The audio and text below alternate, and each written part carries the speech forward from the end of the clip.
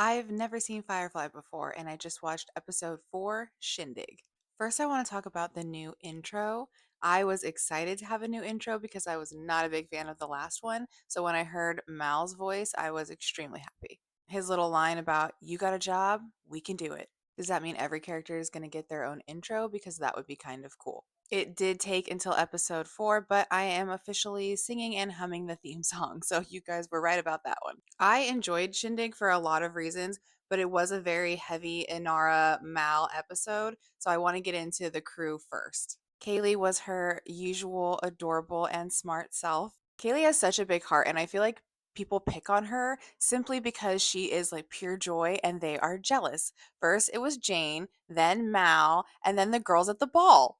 Thankfully, nothing is going to dim my girl's shine, and she's out there anyway having a blast. My favorite scene of the whole show is Kaylee sitting there talking to all the old men about the ship's mechanics, and the guy asks her to dance, and they're like, no, she's talking to us. She 100% deserves all of that attention and more. So I loved getting to see her shine this episode. Her at the end with her dress hanging up in her room was the cutest thing ever. Speaking of the dress, Zoe finally shows some defiance to Mal because he's mean to Kaylee. That was also my first time of being like, "Excuse me, Mal.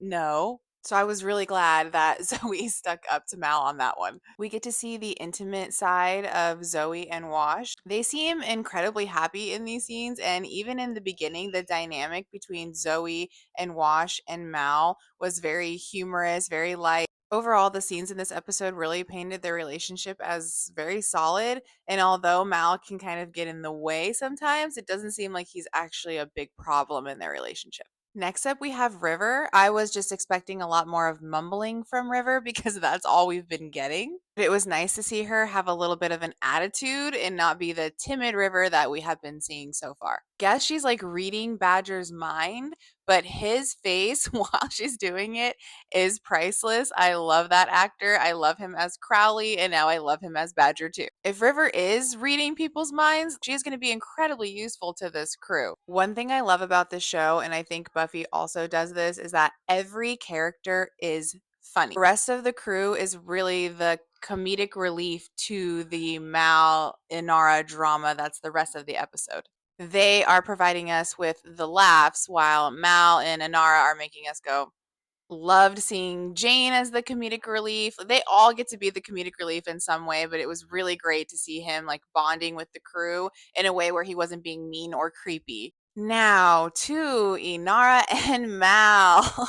These two are absolutely ridiculous. How quickly Mal's buttons were pushed when Kaylee was talking about Inara, so much so that he snaps at her. Inara was so frustrating this episode. I like, girl, what are we doing? I want to give her some grace because it really feels like she's just afraid of her feelings for Mal. Because at first, I did feel kind of bad for her. Like maybe she's doing this out of fear of retribution, but two things changed my mind on that. At the end, she blacklists him.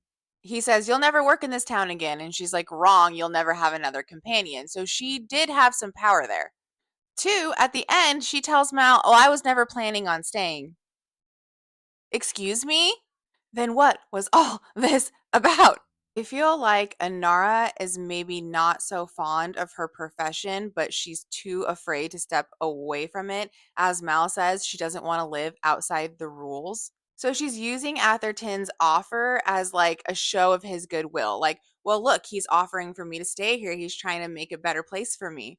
It's almost as if she's using this to justify her occupation because although she didn't know what she was getting into necessarily when she went to the ball with him, I feel like it takes her way too long to jump him. Like, I was very proud of Mal this episode, although I still don't agree with his methods of being mean to Inara because he doesn't like her occupation. However, I did see him twice throughout this episode be very vulnerable with her, and she kind of shuts him down, which broke my heart for him. Straight up asks her not to stay. Like, he's like, "I know I have no right, but please don't stay with him."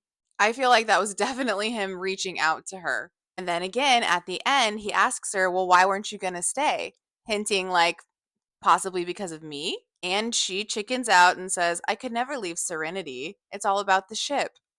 Anara not meeting him in these moments to me really painted the picture of their relationship. It almost swung it to a Mal pining for her type of way. And I think this is only because she's scared. Overall, the will they and won't they of it all was quite entertaining. Special mention to Warwick Harrow.